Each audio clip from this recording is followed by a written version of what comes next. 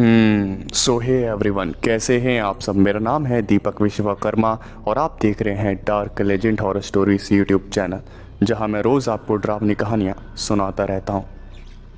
और आज की इस वीडियो में हम एक नई सीरीज़ को स्टार्ट कर रहे हैं और ये वीडियो होने वाली है उस सीरीज़ की पार्ट 1। तो इसे तो मैं कल ही स्टार्ट करने वाला था, लेकिन कल जैसा कि आप सभी को पता है कल बारिश हुई है। और आपके उधर का तो पता नहीं, लेकिन यहाँ तो बहुत लंबे वक्त तक बारिश हुई। आपके उधर कितनी बारिश हुई कमेंट सेक्शन में ज़रूर बताएं।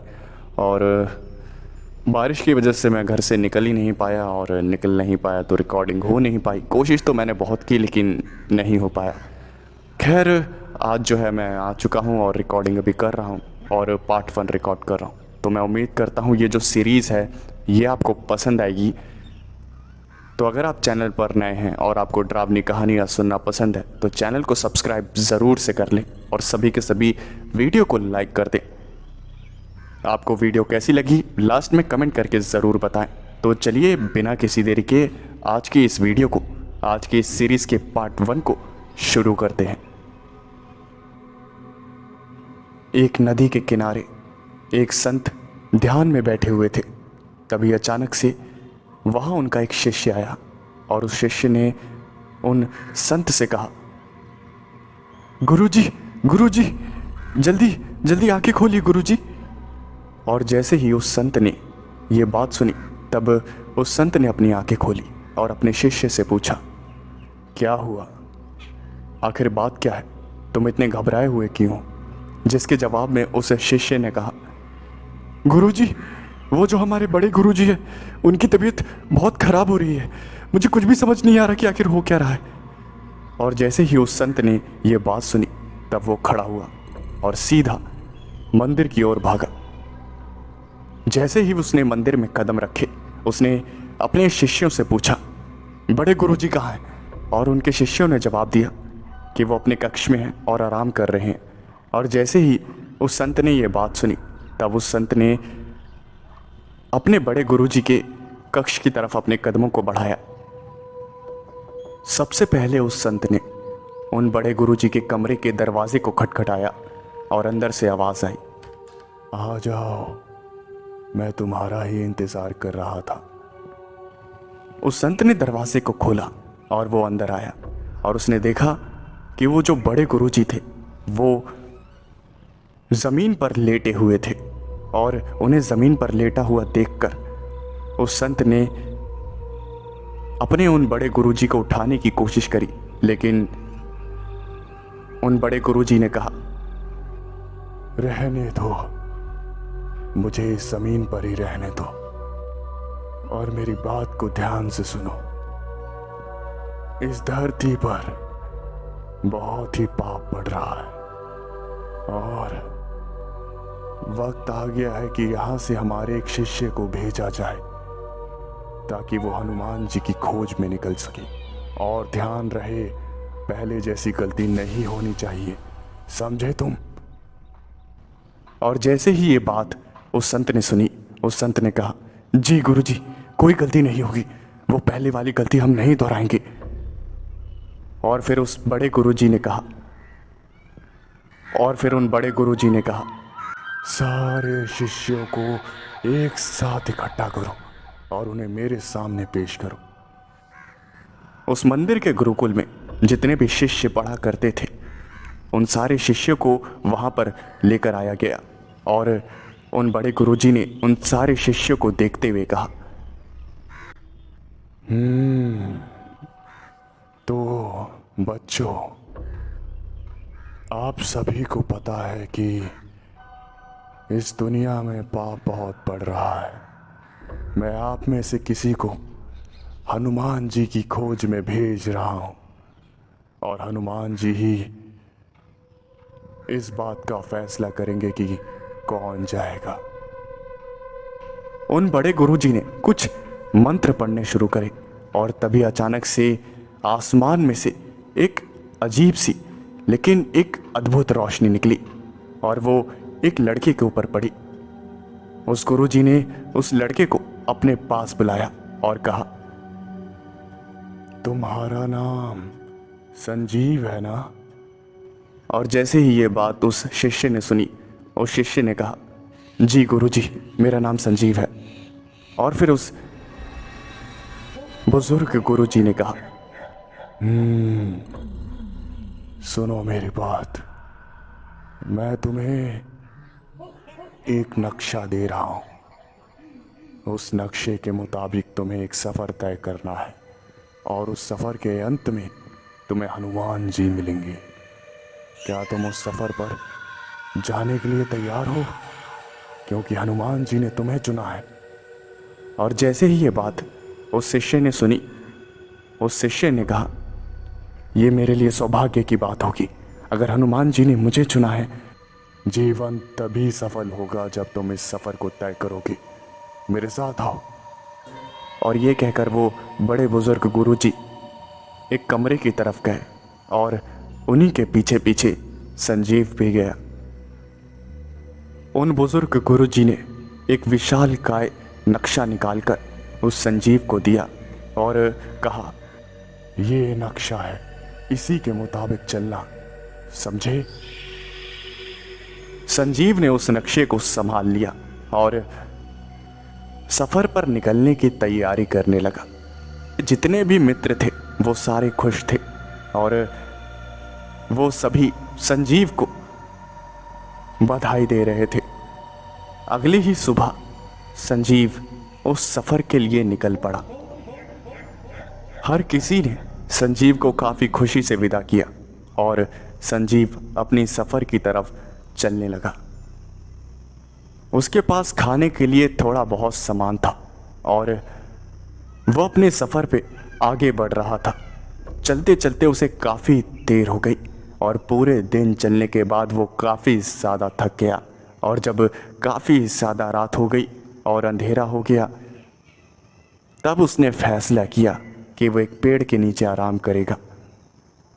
उसने वहां एक विशालकाय पेड़ को देखा और उसी पेड़ के नीचे लेट गया। धीरे धीरे वक्त चलता गया और अंधेरा काफी ज़्यादा हो गया। तकरीबन आधी रात को संजीव को कुछ आवाज़ें सुनाई दी।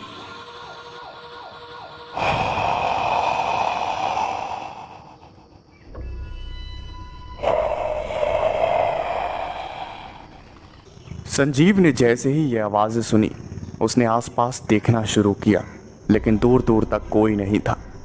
तभी वहाँ पर एक आदमी चलता हुआ आया, जिसे देखकर संजीव ने चैन की सांस ली। और संजीव ने कहा, अरे महोदय, आपने तो मुझे डरा ही दिया। मुझे लगा कि पता नहीं कोई जंगली जानवर आ गया। जिसके जवाब में उस आदमी ने कहा, हाँ, शायद जंगली जानवर तो नहीं था, लेकिन मैं हूं। संजीव के कपड़े देखकर और उसका बर्ताव देखकर उस आदमी को पता चल गया कि संजीव एक हनुमान भक्त है। और उस आदमी ने संजीव से कहा, क्या आप हनुमान भक्त हैं? हाँ? जिसके जवाब में संजीव ने हाँ में सर हिलाया। और उस आदमी ने कहा, क्या बात है, आप हनुमान जी के भक्त हैं, लेकिन आपको नहीं लगता कि आप हनुमान जी की भक्ति करके अपने जीवन को व्यर्थ कर रहे हैं? और जैसे ही ये बात संजीव ने सुनी, तब संजीव ने जवाब दिया, आप ये कैसी बातें कर रहे हैं? हनुमान जी की भक्ति में आखिर कैसे किसी का जीवन व्यर्थ हो सकता है? और फिर उस आदमी ने कहा, मैंने अपना जीवन व्यर्थ कर दिया हनुमान जी की भक्ति में, लेकिन मुझे कुछ नहीं मिला। जिसके जवाब में उस संजीव ने कहा, ये असंभव है। जिस किसी ने भी हनुमान जी को दिल से माना है, उसका जीवन सफल ही हुआ। और फिर उस आदमी ने कहा, आप हनुमान जी की खोज में निकले हैं ना? और फिर संजीव ने हाँ में सर हिलाया। और उस आदमी ने हंसते हुए कहा, मैं भी हनुमान जी की खोज में निकला था। जिस गुरुकुल में आप पढ़ाई करते हैं, वहाँ पर मैं भी कभी पढ़ा करता था। वहाँ से मुझे भेजा गया था।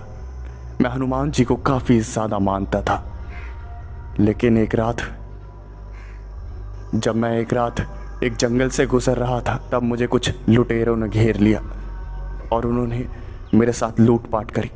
मेरा सारा सामान छीन कर उन्होंने मुझे जान से मार दिया। और जैसे ही ये बात संजीव ने सुनी तो उसका मुंह खुला का खुला रह गया और उसने कहा, शायद आप मजाक कर रहे हैं। अगर आपको उन लोगों ने मार दिया होता तब आप मेरे सामने थोड़ी खड़े होते। और जैसे ही ये बात संजीव ने कही, वो आदमी वहां से गायब हो गया और संजीव को पता चल गया कि वो आदमी एक आत्मा है। उस आत्मा ने संजीव से कहा, हनुमान जी की भक्ति छोड़ दे, वरना आज तेरी जिंदगी का आखिरी दिन होगा। ये आवाज सुनकर संजीव काफी ज्यादा डर गया और उसने हनुमान जी को याद करना शुरू कर दिया। वो जो बुरी आत्मा थी वो चाहती थी कि संजीव हनुमान जी की भक्ति करना छोड़ दे, क्योंकि उसे लगता था कि हनुमान जी की भक्ति करके किसी को कुछ नहीं मिला है। लेकिन संजीव हनुमान जी की भक्ति छोड़ने के लिए तैयार नहीं था और आखिरकार उस बुरी शक्ति ने अपना असली रूप संजीव को दिखाया, जिसे देखने के बाद संजीव काफ़ी ज़्यादा डर गया, क्योंकि उस बुरी शक्ति का जो असली चेहरा था वो काफ़ी ज़्यादा भयानक था। संजीव ने अपनी आंखें बंद कर ली और हनुमान जी का नाम लेने लगा। हनुमान जी का नाम लेते लेते वो बेहोश हो गया। वो आत्मा संजीव को मारने ही वाली थी, तभी उससे पहले आसमान से एक रोशनी आई और उस रोशनी ने उस बुरी शक्ति से कहा, फिर से वही गलती कर रहे हो जो पहले की थी विश्वजीत। उस बुरी आत्मा का नाम विश्वजीत था और जैसे ही उसने ये आवाज़ सुनी तब उसे पता चल गया कि ये आवाज़ और किसी की नहीं बल्कि हनुमान जी की है। और उस बुरी शक्ति ने जवाब देते हुए कहा, अब आप क्यों आए हैं? आपके सामने ही मुझे जान से मार दिया गया, लेकिन आप मुझे बचाने तक नहीं आए और आज आप इसकी मदद करने के लिए आ गए। ये भेदभाव क्यों हनुमान जी? आखिर मेरी भक्ति में क्या कमी रह गई थी जो आप मुझे बचाने के लिए नहीं आए और इस मूर्ख को बचाने के लिए आ गए? तुम्हें खुद ही अपनी गलती पता है, फिर भी तुम अनजान बनने का ढोंग क्यों कर रहे हो विश्वजीत? सफर के दौरान तुम्हें कितने लोग मिले थे जिन्हें मदद की जरूरत थी, लेकिन तुमने किसी की भी मदद नहीं करी। अगर कोई सच्चा भक्त होता है ईश्वर का, तब वो किसी की भी मदद करने से पीछे नहीं हटता, चाहे उसके सामने उसका शत्रु ही क्यों ना हो। सफर के दौरान तुमने न जाने कितनी स्त्रियों को बुरी नजरों से देखा और वो गलती बर्दाश्त करने के लायक नहीं थी, इसलिए मैं तुम्हें बचाने नहीं आया। पूजा पाठ और मंत्रों का जाप करने से विश्वजीत कभी ईश्वर की प्राप्ति नहीं हो सकती जब तक तुम्हारा मन साफ ना हो, और तुम्हारा मन साफ नहीं था, इसलिए मैं तुम्हें बचाने नहीं आया। और अगर तुमने इस बालक को नुकसान पहुंचाया तो उसका क्या परिणाम होगा वो तुम्हें पता है। यह कहकर वो रोशनी वहां से गायब हो गई और वापस से अंधेरा छा गया। विश्वजीत ने संजीव को देखा और कुछ ही देर बाद संजीव को होश आया। उसने आसपास देखा, तब विश्वजीत अपने इंसानी रूप में वहीं बैठा हुआ था और विश्वजीत ने कहा, मैं अपनी गलती को सुधारना चाहता हूं, मुझे अपने साथ सफर पर ले चलिए। मैं आज से आपका गुलाम हूं, मैं आपकी हर बात मानूंगा। और जैसे ही ये बात संजीव ने सुनी तब उसे काफी ज्यादा अजीब लगा और उसने विश्वजीत से कहा, आखिर क्या हो गया? तुम तो मुझे जान से मार रहे थे ना?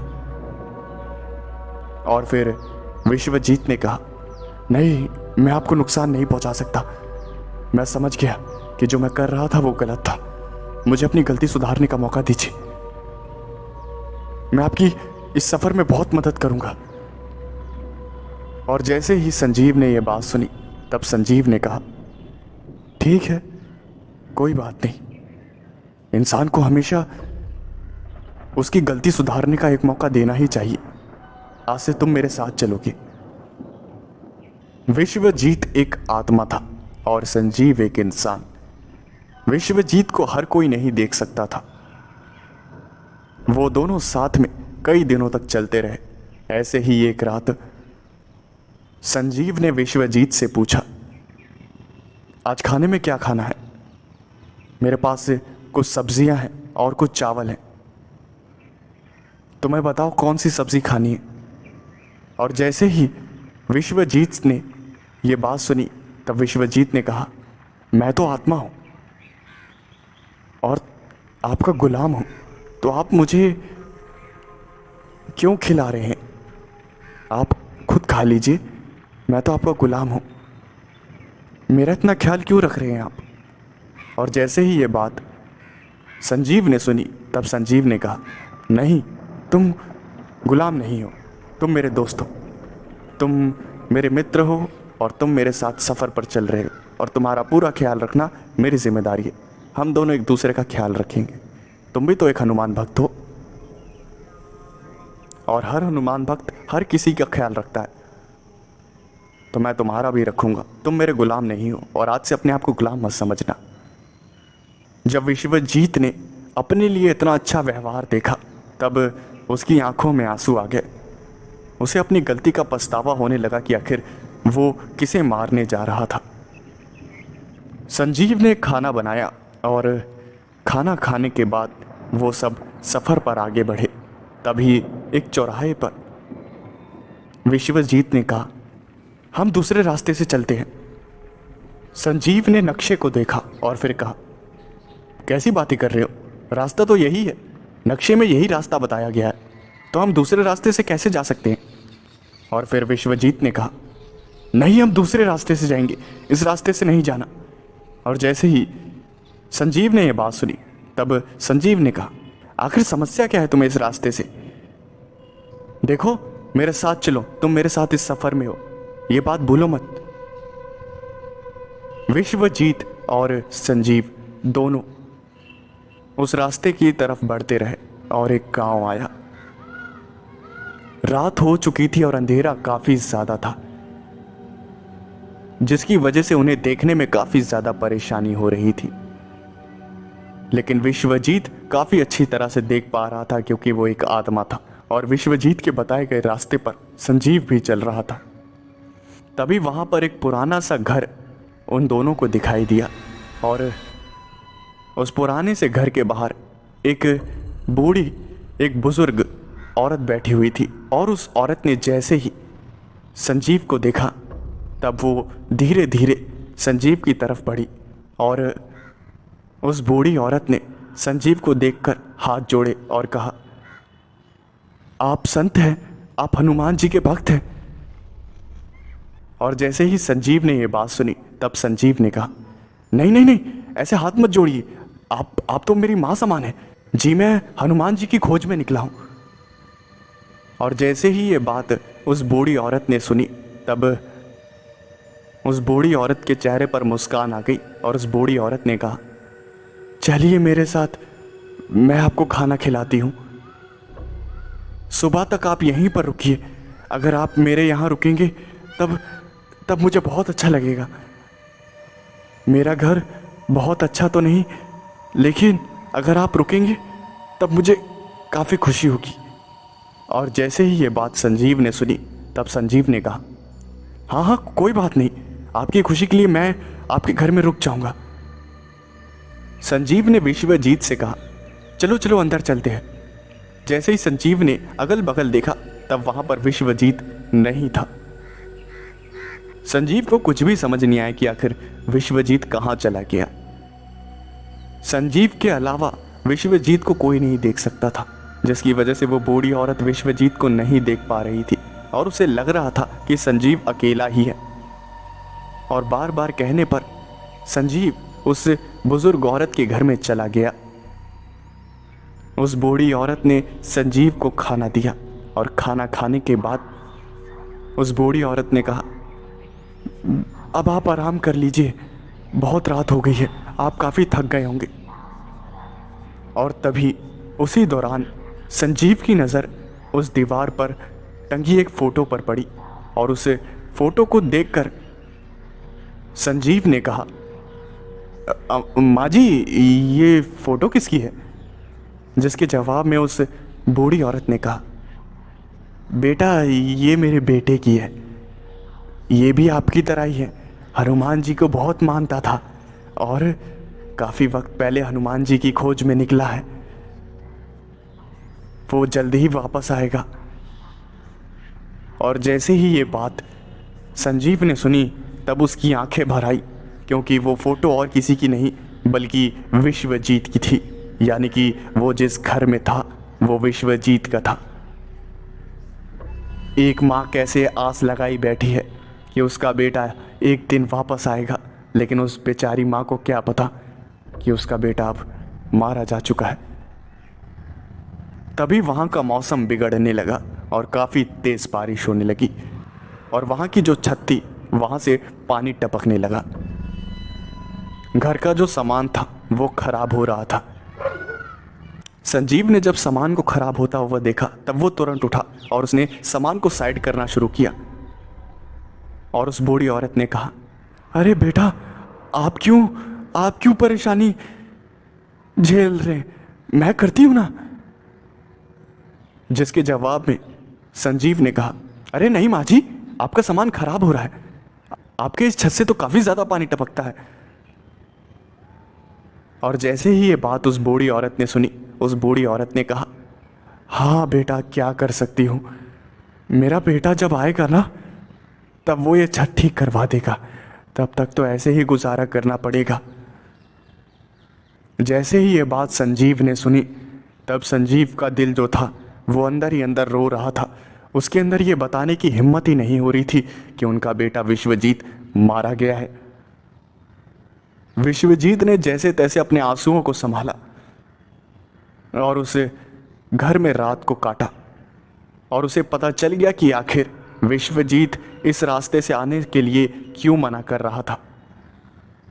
रात बीतने के बाद जब सुबह हुई तब संजीव उस घर के बाहर निकला और उसके दिमाग में कुछ चल रहा था। वो वहां से निकलने की तैयारी कर ही रहा था, तभी वहां एक लड़की आई। वो लड़की दिखने में काफ़ी ज़्यादा खूबसूरत थी और उस लड़की ने संजीव से कहा, क्या आप हनुमान जी के भक्त हैं? जिसके जवाब में संजीव ने हाँ में सर हिलाया और उस लड़की से कहा, जी हाँ मैं हनुमान जी का भक्त हूँ। और उस लड़की ने एक और सवाल पूछा, क्या आप हनुमान जी की खोज में निकले हैं? और फिर संजीव ने वापस से हाँ में सर हिलाया और उस लड़की ने कहा, अच्छा क्या आपको कहीं पर विश्वजीत नाम का लड़का मिला है सफ़र के दौरान? और फिर संजीव ने कहा, जी आप है कौन? और फिर उस लड़की ने कहा, मैं एक विश्वजीत नाम के लड़के से प्यार करती हूँ, काफ़ी सालों पहले वो हनुमान जी की खोज में निकले हैं और उसने मुझसे वादा किया था कि जब वो वापस आएगा तब वो मुझसे शादी करेगा, लेकिन अभी तक वो आए नहीं है, कितना टाइम लगेगा उनको आने में? और जैसे ही संजीव ने ये बात सुनी तब उसका दिल वो रोने लगा। उसकी आंखों के जो आंसू थे वो निकलने ही वाले थे, उसकी आंखें नम हो गई थी, लेकिन उसे हिम्मत ही नहीं आ रही थी कि वो कैसे बोले कि आखिर विश्वजीत मारा गया है। संजीव ने मुस्कुराते हुए कहा, अच्छा हाँ विश्वजीत, हाँ मुझे सफ़र के दौरान मिला था, काफ़ी होनहार है। मैंने उसे जब देखा ना मैं समझ गया था कि वही एक काबिल है जो हनुमान जी की खोज कर सकता है। देख लेना हम दोनों ही हैं जो हनुमान जी से मिलेंगे। वो अभी आधा सफ़र तय कर चुका है, वो जल्द ही आता होगा, मैं अभी आता हूँ। ये कहकर संजीव वहाँ से चला गया और गांव के पास एक पेड़ के नीचे उसे विश्वजीत दिखाई दिया। और जैसे ही संजीव ने विश्वजीत को देखा तब संजीव ने कहा, ए, तुम वहां क्यों नहीं आए मेरे साथ? कैसे दोस्त हो तुम? मेरे को अकेला छोड़ दिया। चलो मेरे साथ, शहर तक चलो, मुझे कुछ सामान लेना है।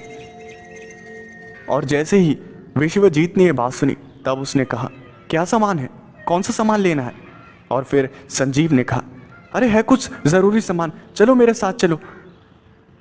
विश्वजीत और संजीव दोनों एक साथ काफ़ी किलोमीटर चलने के बाद शहर पहुंचे और उन्होंने कुछ सामान लिया।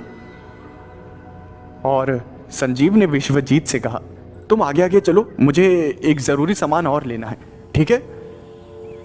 विश्वजीत को कुछ भी समझ नहीं आ रहा था कि आखिर बात क्या है, और वो सामान लेकर वापस आए। और जैसे ही उन्होंने गांव की ज़मीन पर कदम रखा, वो तुरंत उसी बूढ़ी औरत के घर के पास गए, यानी कि विश्वजीत के घर गए। संजीव छत को ठीक करने का सामान लेकर आया था और साथ ही में एक आदमी को लेकर आया था जो कि कारीगर था। और फिर विश्वजीत की उस बूढ़ी माँ ने कहा, बेटा आप ये सब क्या करवा रहे हैं? और फिर संजीव ने कहा, अरे कुछ नहीं माँ जी, घर की जो छत थी वो बहुत पानी टपकता था वहाँ से, तो मैं ठीक करवा रहा हूँ, और कोई बात नहीं है। और आपके घर का दरवाज़ा भी काफ़ी पुराना हो गया है, इसे बदलवाना पड़ेगा।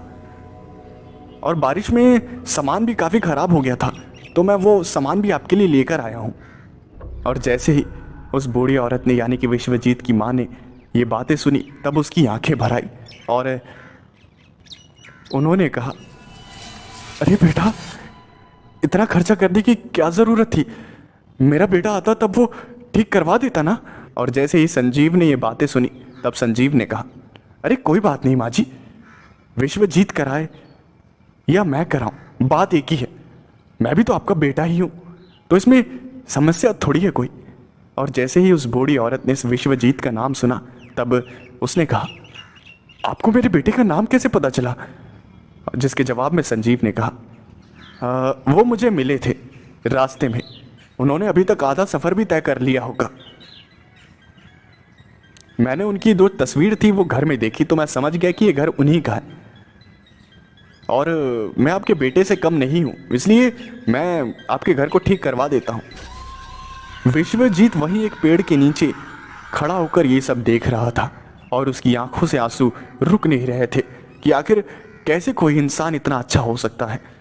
विश्वजीत उसे मारने की कोशिश कर रहा था और वो संजीव, जो कि कुछ लगता भी नहीं है विश्वजीत का, वो फिर भी इतना कुछ कर रहा था विश्वजीत के लिए। संजीव ने विश्वजीत का पूरा घर ठीक करवा दिया और रात के वक्त वहां से निकलने लगा। लेकिन उसे एक बात याद आई। संजीव ने विश्वजीत से कहा, अरे सुनो, एक ज़रूरी काम था, चलो मेरे साथ। वो दोनों उस गांव में घूमने लगे और एक पेड़ के नीचे वही लड़की मिली जो कि विश्वजीत से प्यार करती थी। और जैसे ही विश्वजीत ने उस लड़की को देखा तब वो रोने लगा। वो फूट फूट कर रो रहा था क्योंकि उससे अपनी भावनाएं जो थी वो कंट्रोल नहीं हो रही थी और संजीव भी काफ़ी ज़्यादा भावुक हो रहा था। संजीव उस लड़की के पास गया और उस लड़की ने संजीव से कहा, जी आप यहाँ, क्या बात है? और फिर संजीव ने कहा, अरे वो कुछ नहीं, वो ना, जब विश्वजीत मुझसे मिले थे ना तब उन्होंने मुझे कुछ दिया था। उन्होंने कहा था कि सफ़र के दौरान अगर आप मुझे मिले तब मैं आपको वो दे दूं। वही मैं लेकर आया था आपके लिए। मैंने सोचा कि मैं सफ़र में आगे बढ़ रहा हूं तो उससे पहले विश्वजीत का सामान आपको दे दूं। संजीव ने एक पोटली में हाथ डाला और उसमें से कुछ निकाला। वो चीज़ चमक रही थी और वो और कुछ नहीं बल्कि एक सोने की अंगूठी थी, जिसे देखकर उस लड़की के होश उड़ गए। और उस लड़की ने कहा, क्या ये सच में विश्वजीत ने मेरे लिए भेजी है? और जैसे ही संजीव ने ये बात सुनी तब संजीव ने कहा, जी हाँ, ये विश्वजीत जी ने ही आपके लिए भेजी है, आप इसे पहन लीजिए। और उन्होंने कहा है कि वो जल्द ही वापस आएंगे। उन्होंने आधा सफ़र तय भी कर लिया होगा, आप सिर्फ उनका इंतज़ार करिए। ये लीजिए, ये आपकी अमानत। विश्वजीत वहीं पर खड़ा होकर सब कुछ देख रहा था और उसे अपनी आंखों पर यकीन नहीं हो रहा था। उस लड़की ने, जो कि विश्वजीत से प्यार करती थी, उसने उस अंगूठी को चूम लिया और उसे अपने पास रख लिया। संजीव वहां से अपने सफर के लिए आगे बढ़ने लगा। विश्वजीत की आंखों से जो आंसू थे वो रुक नहीं रहे थे। वो बार बार रो रहा था फूट फूट कर। और विश्वजीत ने रोते हुए कहा, तुमने मेरी माँ को और मेरी प्रेमिका को झूठी उम्मीद क्यों दी कि मैं वापस आऊँगा, और मेरे लिए इतना सब क्यों किया तुमने? मैं तो सिर्फ तुम्हारा एक गुलाम हूँ। और जैसे ही ये बात संजीव ने सुनी, तब संजीव ने कहा, तुम पागल हो क्या? मैंने तुम्हें कितनी बार कहा है, तुम मेरे गुलाम नहीं हो, तुम मेरे मित्र हो, तुम मेरे दोस्त हो। और तुम्हारी माँ मेरी माँ, बात एक ही है। और तुम्हें पता है, कुछ उम्मीदें ही होती हैं जो कि जीने का मज़ा देती हैं। अगर तुम्हारी माँ को और तुम्हारी प्रेमिका को पता चल जाता कि तुम नहीं रहे इस दुनिया में, तब उनका एक एक दिन जो था वो नर्क बन जाता। इसलिए मैंने उन्हें झूठी उम्मीद दी, समझे? और झूठी उम्मीद नहीं, ये हकीकत है। वो तुम्हें एक दिन ज़रूर देखेंगी सफ़र के अंत तक, ठीक है? और ये मेरा वादा है तुमसे। और जैसे ही विश्वजीत ने ये बात सुनी, तब उसने एक बार फिर से पूछा, मैंने तो तुम्हें मारने की कोशिश करी थी और तुम मेरे लिए इतना सब कर रहे हो? और जिसके जवाब में संजीव ने कहा, अरे तुमने मुझे मारने की कोशिश करी ना, मारा तो नहीं ना, कोई बात नहीं। हम बजरंग बली के भक्त हैं, बजरंग बली ही सबको क्षमा करते हैं, समझे? ईश्वर उन्हीं से प्रसन्न रहते हैं जो कि बदला लेने से ज़्यादा क्षमा करने में विश्वास रखते हैं, समझे? और हम कोई नहीं होते किसी के कर्मों की सज़ा उसे देने वाले। अगर कोई आपके साथ बुरा कर रहा है, तब ज़रूरी नहीं कि आप भी उसके साथ बुरा करें, क्योंकि ऊपर वाला सब देख रहा है, वो इंसाफ ज़रूर करता।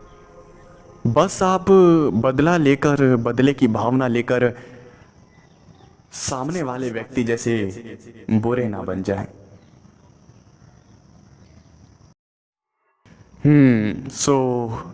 मेरा नाम है दीपक विश्वकर्मा और ये था सीरीज़ का पार्ट 1। आपको कैसा लगा ज़रूर से कमेंट करें, और वीडियो को लाइक नहीं किया तो वीडियो को लाइक कर दें।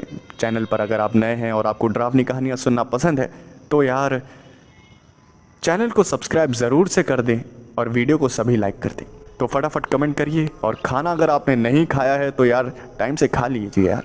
मैं मिलता हूँ आपसे अगली वीडियो में। Thanks for watching.